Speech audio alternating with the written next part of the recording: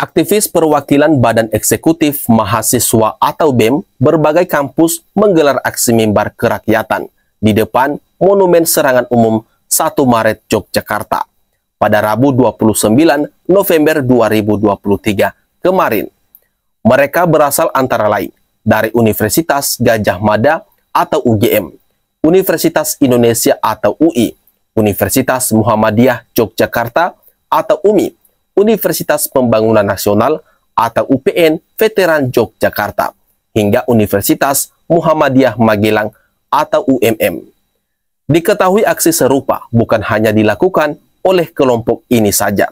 Di berbagai daerah lain juga turut menyerukan aksi yang sama.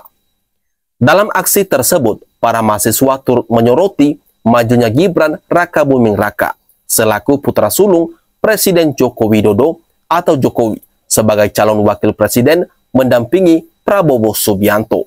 Gibran yang lolos di tengah polemik putusan Mahkamah Konstitusi atau MK soal batas usia calon presiden dan calon wakil presiden lantas diklaim sebagai representasi anak muda dalam jalur politik. Kami jelas tidak mau untuk seorang anak yang bahkan anak seorang presiden itu diklaim perwakilan seluruh pemuda di Indonesia, kata Ketua BEM UGM Gilbran Muhammad di sela aksinya. Gilbran menuturkan sebagai bagian anak muda dirinya justru tidak terima dengan narasi yang menyebut jika wali kota Solo itu telah merepresentasikan aspirasi suara pemuda. Kami tidak terima atas klaim itu. Sebagai anak muda, kami justru merasa jijik, ujar Gilbran. Apa yang dijalankan Presiden Jokowi dengan Gibran itu bagi kami justru hal paling najis dalam sistem demokrasi yang kita anut, kata dia menyerukan. Majunya Gibran sebagai cawapres Prabowo, lanjut Gilbran, dinilai tak lebih dari praktek culas atas konstitusi melalui rekayasa di lembaga Mahkamah Konstitusi. Relasi Gibran Jokowi dengan Anwar Usman, ex-ketua MK, dan hakim-hakim lain di MK yang sudah dinyatakan melanggar etik, itu merupakan bukti empiris yang tak bisa dibantah, kata dia. Yang menjadi pertanyaan justru kenapa atas proses rekayasa konstitusi di MK, masyarakat tidak menyesaki jalanan dengan kemarahan, imbu dia mempertanyakan.